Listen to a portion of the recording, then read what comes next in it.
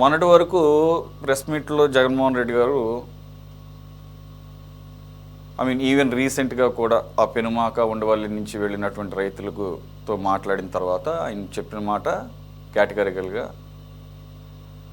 క్లియర్గా 2029లో మేము అధికారంలోకి వస్తున్నాము, లేకపోతే మనం అధికారంలోకి వస్తున్నాం, రాగానే అమరావతిని ఆపేస్తాను. దీంట్లో అటు ఇటు ఏం మార్చలేదు. నేను ఇదే మాట మాట్లాడాడు, అదే నేను చెప్తున్నాను. అమరావతిని ఆపేస్తాను, మీ భూములు మీకు ఇచ్చేస్తాను, వారికి ఇచ్చినటువంటి హామీ.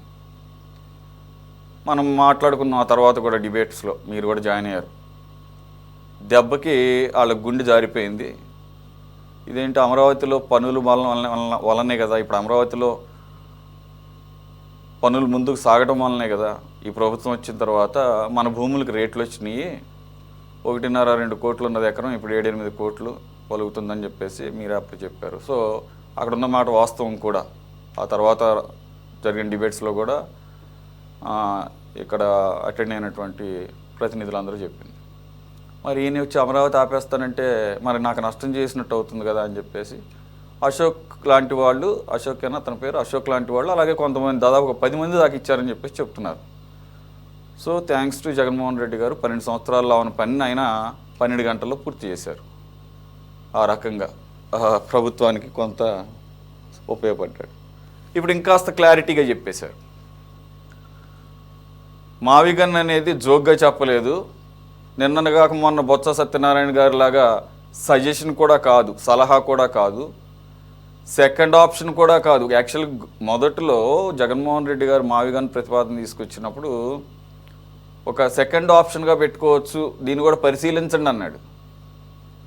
కానీ ఎప్పుడైతే మావిగన్ అన్న పదం వినగానే విమర్శలు ఈవెన్ అంతర్గతంగా పార్టీలో కూడా వినపడినా ఆయన పట్టుకున్న కుందేలకు 3 కాళ్ళు అన్నట్లుగా దాన్ని ఇంకాస్త స్ట్రాంగ్ చేసుకున్నారు. ఈరోజు కొండ బద్దలు కొట్టేశారు.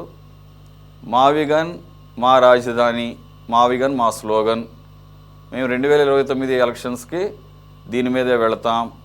వైఎస్ఆర్ కాంగ్రెస్ పార్టీ మావిగన్, అమరావతి తెలుగుదేశం పార్టీ కూటమి. ప్రజలు ఎవరికి ఓటు వేస్తారో చూద్దాం. అవర్ స్టాండ్ ఈజ్ మావిగన్ and we are going to include that. దాన్ని తీసుకొని ఆఖరికి మేనిఫెస్టోలో కూడా పెడతాం. యాక్చువల్గా ఆయన అప్రిషియేట్ చేయాలి. ఈ నీళ్లు నముళ్ళు ఇట్లాంటి కార్యక్రమాలు ఏమీ చేయకుండా 3 సంవత్సరాల ముందే మేనిఫెస్టోలో ఏం పెడతానో కూడా చెప్పేశారు. మెయిన్ ఎజెండా పాయింట్ కూడా చెప్పేశారు, ఫిక్స్ చేసేసారు, నెరేషన్ కూడా. సో బాల్ ఇప్పుడు ఎవరి కోర్టులో ఉందండి? ప్రజల కోర్టులో ఉంటుందని ఆయనే ప్రజల కోర్టులోకి తోసేశారు. ఇకపోతే మరి పరిరక్షణ కమిటీ, సిఆర్డీఏ పరిరక్షణ కమిటీ, మరి దాని భవిష్యత్తు ఏంటో ఎవరికి తెలియదు. మేడం, దీని పరంగా అమరావతి రైతుల యొక్క ప్రతిస్పందన ఏంటి? మీకు దీనివల్ల ఆయన అలా చెప్పడం మూలంగా ఒక ఉపయోగమా, లేదంటే కనుక ఒక భయం ఏమన్నా తీసుకొచ్చాడా? అందరికీ నమస్కారం అండి. మే ప్యానెల్లో ఉన్న పెద్దలందరికీ. ఇవాళ జగన్మోహన్ రెడ్డి గారు నలుగురిలో తీసుకొస్తాం, అదొకటి మేలైందిలేండి. కరెక్ట్గా ఆయన స్టాండ్ చెప్పేశాడు. ఇప్పుడు ఎలక్షన్కి 2 ఏళ్ల ముందే చెప్పటం మాత్రం చాలా బాగుంది. తీరా దగ్గరకు వచ్చాక మా నాయకుడు ఇక్కడే ఇల్లు కట్టాడు, మేము అమరావతి ఉంటుందని మళ్ళీ మాట మార్చి మడిని తిప్పకుండా, విశాఖపట్నం రాజధాని అని పోయిన ఎలక్షన్లో అనకుండా ఇప్పుడు వచ్చి మావిగన్ అని వాళ్ళు 3 ముక్కలాట ఆయనే ఆడాడు. 3 సార్లు ఇలా చెప్పుకొచ్చారు వాళ్ళు ఈ ఎలక్షన్ అన్నాళ్ళు ఫస్ట్లో, తర్వాత ఇట్లా. ఇప్పుడు కూడా ఆయన మావిగన్ అంటే ఏం మావిగన్ అండి?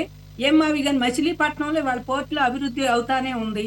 ఇవాళ విజయవాడ, గుంటూరు పెద్ద వాణిజ్య కేంద్రాలుగా తయారైన ఈయన ఎక్కడ డెవలప్ చేయాలి? ఇంకా అక్కడ అంటే ఒక ఇల్లు తీసుకొని ఆ ఇంట్లో ఒకటి హైకోర్టు పెట్టి, ఓ సచివాలయం పెట్టి, ఒకటి ఇది పెడితే సరిపోద్ది అనుకుంటున్నాడు. అసెంబ్లీ పెడితే ఇక అదే రాజధాని. ఏంటి మనం పక్కన హైవేల పక్కన ఒక ఇల్లు తీసుకొని పెడితే బాగుంటుంది, ఇవన్నీ ఏంటి నాన్ సెన్స్ అన్నట్టు మాట్లాడుతున్నాడు ఆయన. అంతేగాని డెవలప్ చేద్దాము మన రాష్ట్రం రాజధానిగా, ఇవాళ కొత్తగా ఏర్పడిన రాష్ట్రం మన రాజధాని పక్క దేశాలను చూసన్నా మనం నేర్చుకోవాలి, ముందుకు పోవాలని మాత్రం ఆయనకి ఏదీ లేదండి. కూల్గా మెదలకుండా వెళ్ళటం రావటం ఇదే ఆయన. డెవలప్ చేయాలి, పరిశ్రమలు తీసుకురావాలి ఆయనకి ఏనాడు లేదు. గతంలో మనం చూసాం ఆయన ఓట్లు కొనడానికి ఓటు బ్యాంక్ కోసం అవన్నీ తాకట్లు పెట్టి డబ్బులు తీసుకొచ్చి రోజుకో చేపను ఇచ్చేవాడు జనానికి. తినండి, లేనప్పుడు పక్కాళ్ళ మెడలో బంగారాలు తెచ్చుకోండి, లేకపోతే పక్కాళ్ళ ఇళ్లలో చేయండి అని చెప్పి ఇచ్చేవాడు. కానీ ఈ పని ఉంది మీకు, ఈ పని చేసుకోండి, నేను ఇది చూపిస్తాను ఏనాడన్నా గతంలో చెప్పాండి 5 ఏళ్లలో. ఇవాళ 98% ఇచ్చిన వాళ్ళని ఏనాడు బలకరీటాన్ని రాలా, ఏనాడు బలకరీటాన్ని రాకుండా 10 మంది ఆయన రమ్మన్నారంట. ఒక 200 ఎకరాలు రైతులను ఎమ్మటేసుకొని వాళ్ళు రమ్మన్నారు, మేము చూడటానికి వచ్చాం. అంటే గతంలో 98% 29,000 మంది రైతులు భూములు ఇస్తే మేమందరం ఏమైపోవాలి? ఇచ్చిన రోజు నీకు అసలు మేము కనపడలా. చంద్రబాబు గారికి Z+ ఉంటే నువ్వు NET+ కేటగిరీ పెట్టుకొని వచ్చేవాడివి మా అందరి దగ్గరికి. వచ్చి నీ దారి నువ్వు అసలు తలకాయ తిప్పి రైతులు చూస్తే ఈ ఒక్కలైద్దని చెప్పి ఏనాడు మా అక్క కూడా శిబిరంలో అసలు చూసేవాడివి కాదు. మేముంటే మా ముందు 300 మంది పోలీసులు, 100 మంది ఉంటే 300 మందిని దడిగట్టి రోప్ బ్యాచ్ని పెట్టేవాడివి. ఇంకా మీరు ఇవాళ మావి గాని అని పెడతాడు, ఇంకోటి పెడతాడండి. వై కేటగిరీ సెక్యూరిటీ తెలుసు. మీరు అన్నది నాకు సరిగ్గా వినపడింది. NET+ అంటే NET+. నెట్ కేటగిరీ ఉంది కండి. ఇద్దరు కానిస్టేబుల్ నెట్ పట్టుకుంటే అటోకళ్ళు ఇటోకళ్ళు పోతా ఉంటాడు. మరి అడుక్కో కానిస్టేబుల్ ఇద్దరు కలిసి ఆ నెట్లు పట్టుకోవాలి నుంచో మేమే రాళ్ళు వేస్తాము అని చెప్పి. ఏనాడన్నా మేము రాళ్ళు వేసామండి 5 ఏళ్లలో? ఆయనకి ఏనాడు కూడా మేము ఒక్క నిరసనే తెలిపాము. 4 రోజుల క్రితం వేసారంట కదా మేడం, మీరు 4 రోజుల క్రితం మీరు వేసారంట కదా. ఇప్పుడు ప్రతిపక్ష నేతగా చంద్రబాబు గారు అసెంబ్లీకి వస్తుంటే చెప్పులు వేయించితే భావ ప్రకటన చేయొచ్చని చెప్పారు DGP గారు. మాకుండు భావ ప్రకటనలు. భూములు ఇచ్చి మేము ఇంకా 40% తీసుకొని 75 సెంటు భూములు ఇచ్చి మాకు ఇంకా ఈ రిటర్నబుల్ ఫ్లాట్లు తీసుకోవాలి మేము. నీ పుణ్యం అంట నువ్వు చేసిన నేరానికి ఇక అసలు ఆ భూములు ఇంకా మా చేతి రాలేదు, మాకు ఆవేదన ఉండదండి. మరి మేము భావ ప్రకటన చేస్తే మీరే ముందు ఇసిరేశారు. మీ మనిషి మీ వెనక రాళ్ళు ఇసిరితేనే వెనక ఆడాళ్ళు మగాళ్ళు ఇసిరేశారు. అంటే మాకు భావ ప్రకటన స్వేచ్ఛ ఉందండి. మేము మనుషులం కాదు, మేము రాళ్ళు. వీళ్ళు మనుషులు, వీళ్ళకి భావ ప్రకటనలు ఉంటాయి. బాబు గారి మీద రాళ్ళు వేయొచ్చు.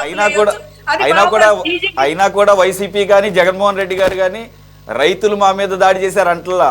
మీ ముసుగులో టీడీపీ రౌడీలు గోండాలు దాడి చేశారు అంటున్నారు. మిమ్మల్ని మాత్రం మిమ్మల్ని ఏమంటలేదు. మీ పట్ల మళ్ళీ మీకు వ్యతిరేకమయ్యే ఆలోచన వాళ్ళకి ఏం లేదు. ఒకవేళ మీరు ఇసిరినా కూడా మీరు ఇసరలేదని చెప్తున్నారు. మీరేమో ఇసిరామంటున్నారు, ఆయనేమో ఇసరలేదు అంటున్నాడు. కాదండి, అందులో రైతులు మీ దగ్గరకు వచ్చిన వాళ్ళు ఎవరు? మీ దగ్గరకు వచ్చిన 20 మంది ఎవరు? నీకు రైతులు వేసిన రాళ్ళు వేసిన వాళ్ళు ఎవరండి? ఆ టీడీపీ వాళ్ళు ఉంటారు, అందరు పోగవుతారు. మీరు వచ్చిన పని 20 మంది కోసం మీరు ఊళ్ళో అమరావతి పరిరక్షణ కమిటీ, దానికి ఓ పేరు. గత 5 ఏళ్ళ పరిరక్షణ చేయాల, దానికి 100 పేర్లు పెట్టారు. CRDA కాదు, MRDA అన్న, ఆర్పై జోన్ అన్న. మా మీద 51 కేసులు సుప్రీంకోర్టు ఈడ్చుకొడితే మళ్ళీ వచ్చి హైకోర్టులో ఇంకో జీవో తయారు చేసుకునేవాడు రైతులను ఎట్టేడిపియాలా అని. ఆ జీవోని తీసుకెళ్ళి అది మేము ఏదన్నా గెలిచి శాంత పడితే మళ్ళీ ఒక జీవో తయారు చేసుకొని పోయేవాడు. 3 రాజధానులు రైతులను ప్రతిపక్షం చేసి సుప్రీంకోర్టు దాకా లాగిన ముఖ్యమంత్రి ఎవరైనా ఉన్నారంటే జగన్మోహన్ రెడ్డి గారండి. మమ్మల్ని ప్రతిపక్షం చేసి సుప్రీంకోర్టు 3 రాజధానులని ఇక్కడ హైకోర్టులో గెలిస్తే ఇది కాదు, మేనమాసాన్ని తీర్పిస్తే ఇది కాదు, నాకు ఇష్టం లేదని 6 నెలలకు మళ్ళీ మీరు సుప్రీంకోర్టులో వేసి మమ్మల్ని. ఓకే, ఇప్పుడు మనం ఈ రోజు దానికి వద్దాము. ఇప్పుడు 29,000 మంది రైతుల్ని గత 5 సంవత్సరాలు పట్టించుకోలేదు. ఇప్పుడు కూడా వస్తుంది. ఎవరైతే ఉన్నారో 5% రైతులు, వారి కోసం అని చెప్పేసి ఏకంగా పలకరించడానికో లేకపోతే వారికి న్యాయం చేయడానికి వస్తున్నాం అని చెప్పేసి చెబుతున్నారు. మరి ఇప్పుడు ఆ రైతుల పరిస్థితి మీ సంగతి వదిలేసాడు, మిమ్మల్ని ఎలాగో గాలికి వదిలేసాడు. ఆయన రేపు వచ్చిన తర్వాత కూడా వదిలేస్తానంటున్నాడు. ఎందుకంటే మావిగన్నాన్ని పెట్టుకున్నాను కాబట్టి అమరావతితో ఇక సంబంధం లేదు. అమరావతి 29,000 కాకపోతే 1,00,000 మంది రైతులు ఉండండి, మీరు ఏమైపోయినా కానీ సంబంధం లేదు అని అంటున్నాడు క్లియర్గా. సో మీ కొత్త ఏం కాదు, మీకు ఆల్రెడీ అనుభవం ఉంది. ఆయన పట్ల మీకు కొత్తగా వచ్చే అభిప్రాయం ఏమి లేదు. ఆయన నిజంగా చెప్పాలంటే ఆయన హానెస్ట్గా చెప్తున్నాడు. ఆయన అబద్ధాలు కూడా చెప్పలే. అబద్ధాలు చెప్పినా కానీ ఏమన్నా నమ్మడానికి అవకాశం ఉంటుంది ఏమన్నా కానీ లేదు. పక్కన పెట్టేస్తే 5% రైతులు ఈరోజు మాట్లాడిన దానికి వాళ్ళ భవిష్యత్తు ఎలా ఉండే అవకాశం ఉంది? వాళ్ళ ఆలోచన తీరేమన్నా మారే అవకాశం ఉందా? ఉందండి, ఖచ్చితంగా. మా రైతు సోదరులకు ఏనాడు అమరావతి పోవటం ఇష్టం లేదండి. ఆ ఉన్న రైతు సోదరులకు కూడా అమరావతి ఇక్కడి నుంచి తీయటం, మావిగన్లో పెడతాం వాళ్ళకి ఇష్టమే లేదు. ఇష్టం ఉంటే వాళ్ళు ఎప్పుడో మాకు అమరావతి వద్దని చెప్పి జగన్మోహన్ రెడ్డి గారు ముఖ్యమంత్రిగా ఉన్నప్పుడే పోయేవాళ్ళు ఆయన దగ్గరికి. పోయి మాకు ఇష్టం లేదయ్యా, మా పొలాలు మాకు రిలీజ్ చేయండి, లేకపోతే మాకు జీవో అయ్యండి, మేము ఇవన్నీ అప్పుడే పోయేవాళ్ళు. ఇప్పుడు ఎందుకు పోయేవాళ్ళు వాళ్ళు? ఇప్పుడు ఎందుకు పోయారంటే వాళ్ళు మాకు అక్విజిషన్ లెటర్ ఇస్తున్నారు, మేము భూములు ఇవ్వమని చెప్పి ఆయనకి ఏదో చెబుదామని పోయారు. వీళ్ళు బాగానే ఆయన మావిగన్ రాగం ఎత్తే అసలు వాళ్ళు క్లియర్ కట్ గా చెప్పాడు, మావిగన్ వర్సెస్ అమరావతి రేపు ఓట్లకి వచ్చినప్పుడు అదే పని అని చెప్పి చక్కగా క్లియర్ గా చెప్పేపాటికి వీళ్ళ గుండెల్లో కూడా రాయబడింది. ఎన్నాళ్ళు పోరాడతాం మనం కోర్టులు అని చెప్పి మెల్లిగా ఒక్కో రైతు సోదరుడు ఎత్తాళ్ళండి.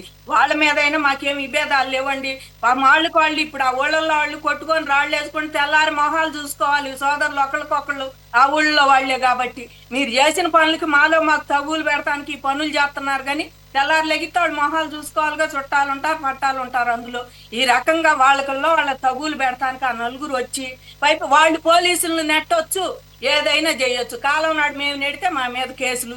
మావి గన్ లేదేం లేదండి. ఆ స్థితే కనుక మావి గన్ అనేది కనుక వస్తే ఖచ్చితంగా నేను ఒకటే జగన్మోహన్ రెడ్డి గారిని అడుగుతున్నాను. ఇందాక ఛానల్లో ఒక ఆయన అంటున్నాడు దమ్ముంటే బీజేపీ వాళ్ళని శాశ్వత రాజధాని మాట్లాడమని.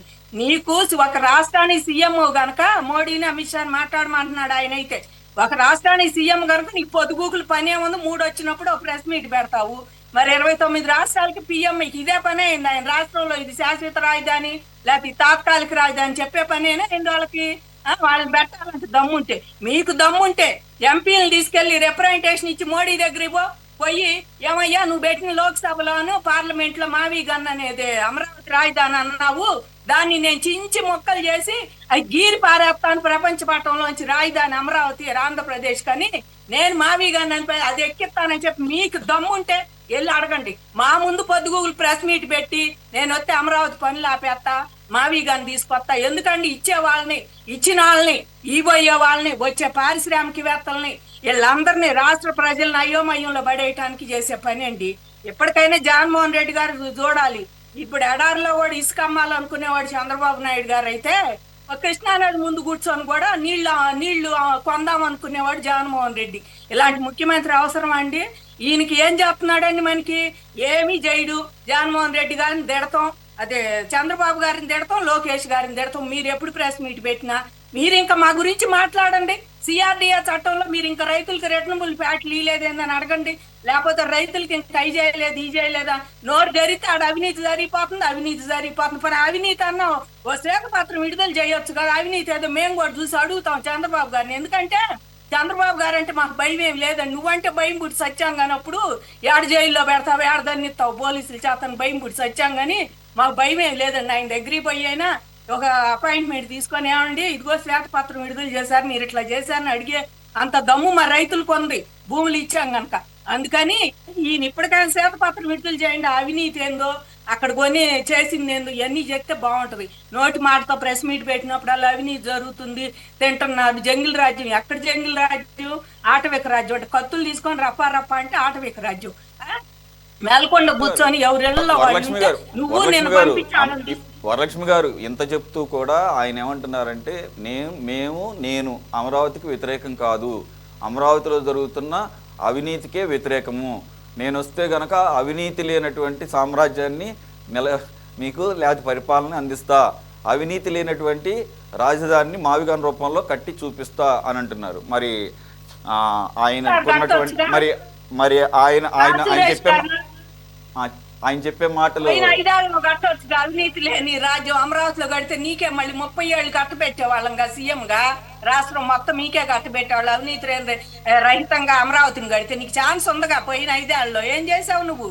నీకు ఛాన్స్ ఉంటే ఏం చేసావు? నేను విశాఖపట్నం పోతాను 400 కోట్లు పెట్టి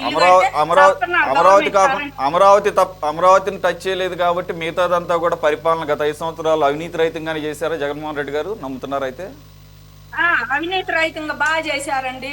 గత 5 ఏళ్ళ అవినీతి రహితంగా ఇప్పటికి కూడా జీళ్లు పాకమల్లే లిక్కర్ స్కామ్ అవుతుంది. జీళ్లు పాకమల్లే తిరుమల తిరుపతి లడ్డు స్కామ్ అవుతుంది. నెయ్యిది ఇంకా వీళ్ళు ఇంకా రాజ్యాంగంలోనంట ఏమి లేవంట రాజధాని అనేది. మరి రాజ్యాంగంలో సిబిఐ అను ఈడీ ఉందండి. అది ఉందా రాజ్యాంగంలో? ఈడీ ఒకటి ఉంది, సిబిఐ ఇట్లాంటివి. అవి కూడా అవినీతి కేసులోనే పెట్టారు కదా. అవన్నీ కూడా తప్పుడు కేసులు కదా పెట్టింది అవన్నీ ఆయన చెప్పేది, లేకపోతే ఆయన పార్టీ వాళ్ళు చెప్పారు. తప్పుడు కేసులు అయితే 16 నెలలు జైల్లో ఎట్టున్నారండి. ఇప్పుడు తప్పుడు కేసులు అని నాంపల్లి కోర్టు పోండి. మీతో పాటు ఐఏఎస్ చదువుకున్న వాళ్ళు కూడా సిగ్గు లేకుండా చదువుని తాకట్టు పెట్టి 30 ఏళ్ల కెరీర్ ని రాజకీయ నాయకుల కోసం తాకట్టు పెట్టి వాళ్ళు కూడా తిరుగుతున్నారు జైలుకి ఇవాళ. సో మేడం ఇక్కడ 2 పాయింట్స్ క్లియర్. ఒకటి, ఆయన మావిగన్ కి నా ఓటు అంటున్నాడు, లేకపోతే నా స్లోగన్ మావిగన్ అంటున్నాడు.